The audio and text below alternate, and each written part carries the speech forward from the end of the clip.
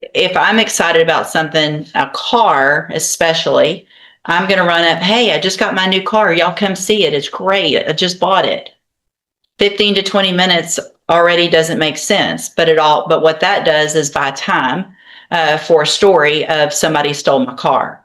The fact that you were arrested, or at least found, not arrested, when they came to you, I think the officer Moss said less than a couple of blocks from. Were you at somewhere other than your home at 11:53 on July 4th of 2026? I was at home. I was at home. But, what's your address? Yes. That's your address. Well, this is saying that you weren't there. No, I think he didn't. That's not the address probation had for him, Your Honor. It specifically says in here, we'll just get, I'm going to say not true, and we'll get testimony with regard to that. Okay, y'all have a seat. Possible evading detention suspect approximately 23:20 hours on that date. Yes. And was that at the intersection of Magnolia and Wilson? Yes. Can you advise the court what it is that you observed with respect to a Dodge Charger, the parking lot there at the Honey Stop? I observed a white Dodge Charger leave the parking lot at a high rate of speed and went westbound on Super Drive. And the court is obviously aware, but can you just very briefly, for the record, advise what it is about that area, that location, the Honey Stop? Is that a high crime area?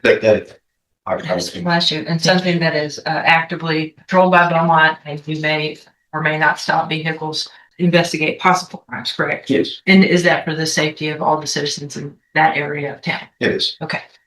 And after you observed that, can you tell the court what you did? I got to the intersection of Magnolia and East Lucas and went westbound on Lucas, attempting to catch up to the vehicle, continuing to travel at a high rate of speed, swerving in and out of traffic, specifically our flock system, which is a license plate reader system throughout the city. They were able to actually locate a vehicle matching the description of what I seen a little later on. Real-time crime via the flock cameras to look for it and get an eye on it. Right. And were they able to relay to you where that vehicle had stopped? Yes, or they were able to give me an area. An area. Yes. And did you proceed to that area? We did. And what did you do when you arrived in that area? What did you locate? My partner located that vehicle. Did you arrive at that location also? I did. And did you make contact with the owner of that residence? I did. Did they know that vehicle? Was it their vehicle? Did they know who it belonged to? No. They did not. They did not. Were you advised of anything by dispatch with respect to someone calling in reference to that vehicle? Yes, dispatch called and advised that the owner of that vehicle was calling one to report the vehicle stolen. And was that owner in fact identified as Mr. Guillory? Yes. Do you see Mr. Guillory in courtroom today? I did. Upon making contact with him, I conducted a pat down for weapons and asked for consent to search his person. He gave me consent, and I located 2 Dodge key fobs in his pocket. And then beyond that, he continued to give me a rather long account of his night and how and why his vehicle was stolen. And those are a type of more sporty type, or they go faster, et cetera, et cetera. Correct. Okay. And he had that type of key fob in his pocket. He did. And that was the type of car that you had observed evading you, and Flock had observed evading at high rate of speed. He's already admitted to this court which was a violation of his probation, that he went to Houston without permission. He indicated that to you, correct? Correct. And that he had just purchased that vehicle, correct? So he claimed ownership of it, right? Right. Brought it directly from Houston to Beaumont, parked it in the parking lot at West Lucas. Right. Expressed to you that he was fearful that those types of vehicles are commonly stolen because they're sporty, correct? Correct. But yet he left it running in the parking lot. Correct. Presumably unlocked. Yes. And he had the key fob in his pocket. And what did you think based on your training experience as an officer when he told you that? I believe that he wasn't being truthful. Did you believe that he was actually the one operating that vehicle? Yes. And trying to distance himself from evading you because of the fact that he was on probation or any other reason? Yes. I expressed to him that we would have officers go to the Honey Stop where I originally seen the vehicle leaving and check surveillance video there to see who was in fact driving that vehicle. And at that point, his demeanor changed. He actually grabbed his phone off of, I believe, the hood of my car, took a step as if he was getting ready to flee our interaction at that point. Okay. And did that just add another factor to your totality of the circumstances of this case? Yes. saw a vehicle leave at a high rate of speed from the hunting spot? Yes. And did you immediately initiate pursuit with lights or did you wait? No, I attempted to catch up to the vehicle. I didn't activate my lights until I got behind him at East Lucas and Parkwood. How far behind you were you when you activated your emergency equipment? I was a few car lengths. And it's your testimony that the vehicle proceeded at a high rate of speed and evaded your attempts to detain the vehicle or stop the vehicle? How far did the vehicle get away from you? How much distance did it put between you once you activated the lights? A substantial gap. So it was what were the traffic conditions like? At the very beginning, there was a little bit of traffic, and then we eventually turned southbound on West Lucas, and there was no traffic at that point. And the vehicle was able to outdistance you? Yes. What was the speed that you all were traveling? I was traveling over 100 miles an hour. Did you discontinue the pursuit because of the concerns for safety? I discontinued the pursuit once I lost the vehicle. Did you ever obtain a visual on the operator of the vehicle? I did not. You could not identify the person who was operating the vehicle? That's correct. The system that you referred to, I guess you call it the real-time Crime center. crime center. Yes. That coordinates all of the flock cameras in the city. They do. And based upon the information that you relayed to, I guess that center, they relayed to you the location of the vehicle. They gave me an estimated area which the last place that vehicle was seen. So it gave us an area to start looking for the vehicle. Without disclosing any confidential information, what was the approximate radius of the area identified? So they don't give us a radius. They give us an exact pinpoint location of where the vehicle was last seen, which is the location of the camera itself. And then that would give us the ability to say, okay, we need to check roughly this area. Where was that location? I believe that was at East Lucas and Gladys. How far is that from the location where you located the defendant? Not very far, maybe 2 blocks. And you say that was maybe how far? A couple of blocks maybe from where the vehicle was located? About, yes. One were traveling on foot. How long do you think it would take to cover that distance? Less than 5 minutes. You said the vehicle was located at a residence, is that correct? It was. Did they have a ring cam or any type of video recording device where you could perhaps ascertain who exited the vehicle? Not that I can recall. Did you attempt to ask, or do you know any efforts were made? Yeah, I spoke with the homeowner very briefly. We had several officers out there. Not long after we found the vehicle was when dispatch advised me that Mr. Gill was wanting to report it stolen. So I then relocated to him to speak with him. So you're unaware of whether there was any surveillance from the residence? Correct. Aroused your suspicions during this interaction? Key fob in his pocket. Are you familiar with the mechanics of the way that vehicle operates, the ignition system? No. Do you know that I don't know either. I'm pretty much a traditional person when it comes to vehicles. I like old things. But this evidently is the type of vehicle where you don't have to have the key fob for the vehicle to be running. Or you have to have the key fob, but it doesn't have to be inserted. There isn't any kind of a mechanical device in the vehicle where it has to be inserted. I don't believe so, no. So I guess the push button Yes. before the vehicle can initiate it. I believe so, yes. If it's remote started. And so, here's the thing. I've had cars that do this. So, y'all can go into it. But if if you're in your car and y'all can set my understanding, since nobody has whatever understanding, my understanding of my vehicles that have had a key fob, if I'm already in my vehicle and it's going, I stop and leave it running and get out with my key fob. Someone could get in it already running and drive it. Once they stop and turn it off, that's it. You have to have the key fob. So if you stop and leave it running, then someone could drive it. Or if you remote start it, probably not without the key fob. Okay. Well, I guess we'll take the judges. If anybody disagrees, y'all are welcome. That's how they've all worked that I've had. Excellent. All right. Anything else, Ms. Malfino? No, Judge. Thank you, sir. You can step down. Yes, sir. Very briefly refresh the court's memory with respect to the addresses that he gave. Where was he supposed to be? How does that work with respect to it changing?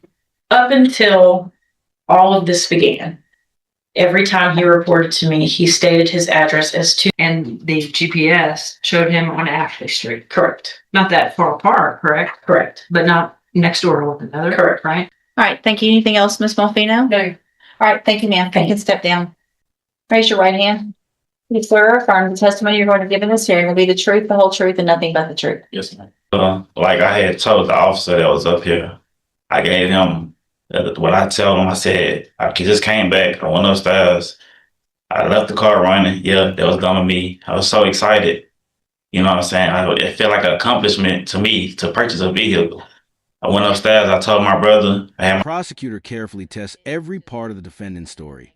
After establishing how much money was spent on the car and how valuable it was, she questions why anyone would leave such an expensive vehicle running.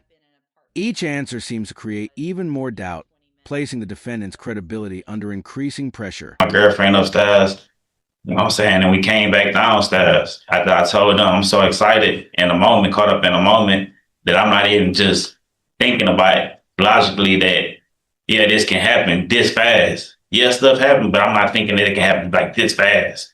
You know what I'm saying? So when we coming downstairs, I noticed that the vehicle was missing.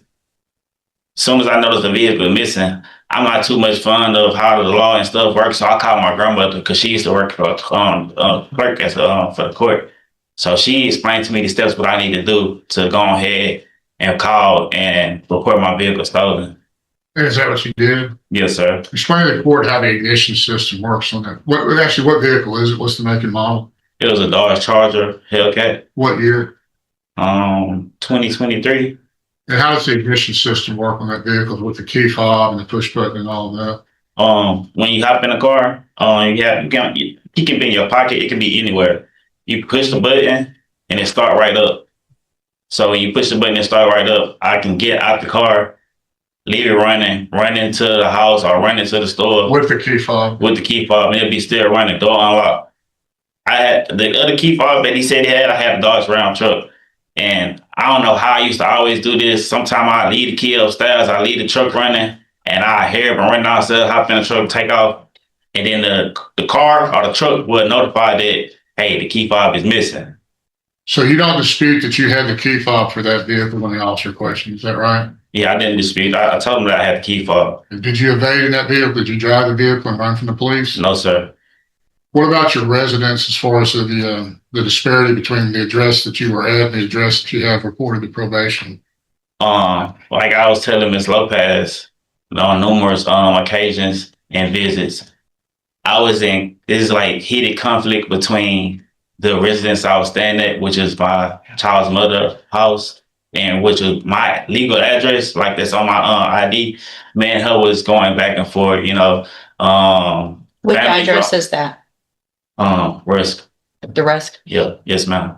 And we was going back and forth. We trying to work things out. And in the time of us trying to work things out, a kinfolk extended his arm out to me. He was like, hey, I know what you're going through. I'm older. I done been through this. If you need somewhere to stay for the time being while you try to work it out with your child's mother, come over. You always welcome. You ain't gotta sleep in your car. You argue, you're sleeping in your car, you're sleeping in your truck, you gotta go to work. You don't have a job right now? No, sir. I got a job lined up, but I'm scared to take the job because I don't know what's gonna happen right now. Want to try to stay on probation?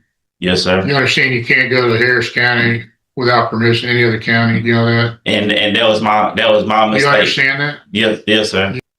How'd you pay for that car? How much was it?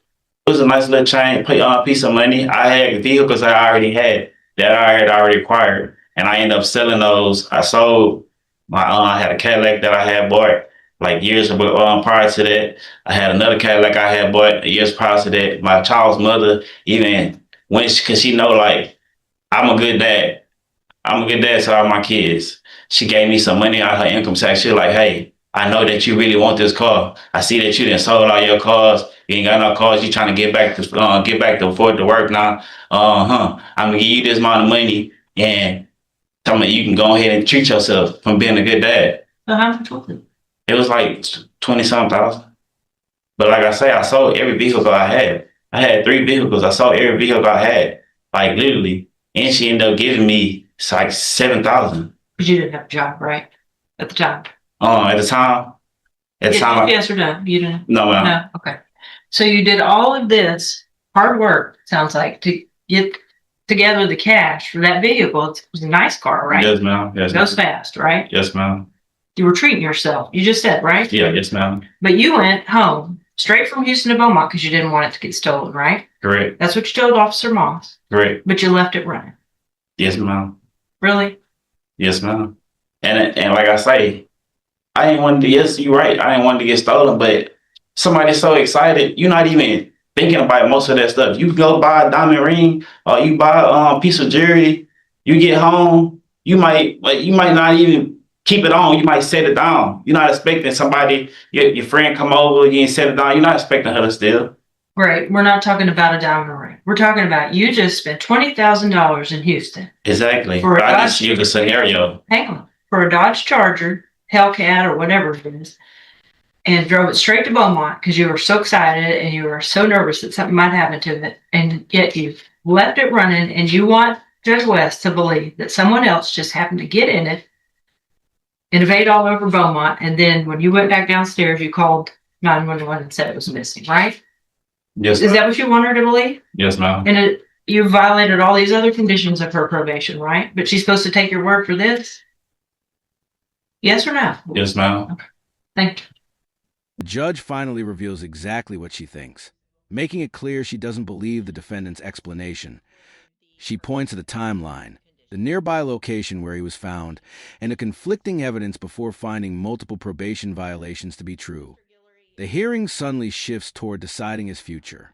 Judge, I would just ask the court to take into account everything that Ms. Lopez has testified to both last week and this week with respect to those, the answers solicited from the defendant himself, and the testimony of Officer Moss. Obviously, I'm not standing before you stating that I would have presented that evidence to a jury for beyond a reasonable doubt standard with respect to evading, but I think based on the totality of the circumstances that the court is allowed to take all of that into consideration, including Officer Moss's testimony, including the defendant's own testimony, that despite spending that money, not having a job, despite driving it straight here, he left it running in the parking lot and wants the court to believe that he did not evade, but yet someone stole the vehicle in that 20-minute time frame, and it was not him, and this is not his fault. He's on probation for evading, Judge. He has a known habit of fleeing from officers. He knew he was on probation. He probably didn't want to stop for some other reasons that I can't speculate. I can speculate too, but I won't suggest. Judge, I just believe based on the totality of the circumstances and what the court has at its disposal. Thank you. Mr. Kimler, with regard to the allegations. Your Honor, I think the court has sufficient evidence with the plea of true to revoke his probation if the court's so inclined. As far as the evading detention motor vehicle, in your case, the evidentiary standard, and I appreciate the prosecution admitting this, probably falls short of a beyond a reasonable doubt standard. The question of whether it meets compliance to the evidence standard, I would submit the court to at least is 50-50. If the court is inclined to revoke him, you have enough to revoke him anyway, but finding the evading motor vehicle true would be probative of the level or whether he would be provoked or the length of the sentence, I suppose. So it matters in that regard. I would just suggest to the court that even with the evidence and the totality of the circumstances about preponderance standard, it hasn't been met. So I'd argue for a negative finding on the offense of evading motor vehicle. I would just ask to be given one more opportunity on probation. Were you Mr. Guillory's probation officer from the beginning? Yes. And is there any reason that you would believe that he did not know of the condition with regard to remaining in Jefferson County? No, ma'am. I go over conditions at the first appointment with every single person on my caseload. And would that also include the curfew condition? Yes, ma'am. Okay, thanks. Any questions based on that of Ms. Lopez? No. So, Mr. Guillory, I'm not buying it at all. It just none of it makes any sense with regard to this new offense. It makes no sense. If you're so excited about buying a new car, and then you state that you are up in an apartment or house, whatever it was, for 15 to 20 minutes because you're so excited.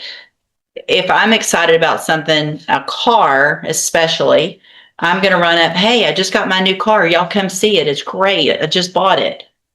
15 to 20 minutes already doesn't make sense. But what that does is buy time for a story of somebody stole my car. The fact that you were arrested, or at least found, not arrested, when they came to you, I think the officer Moss said less than a couple of blocks from where the car was located.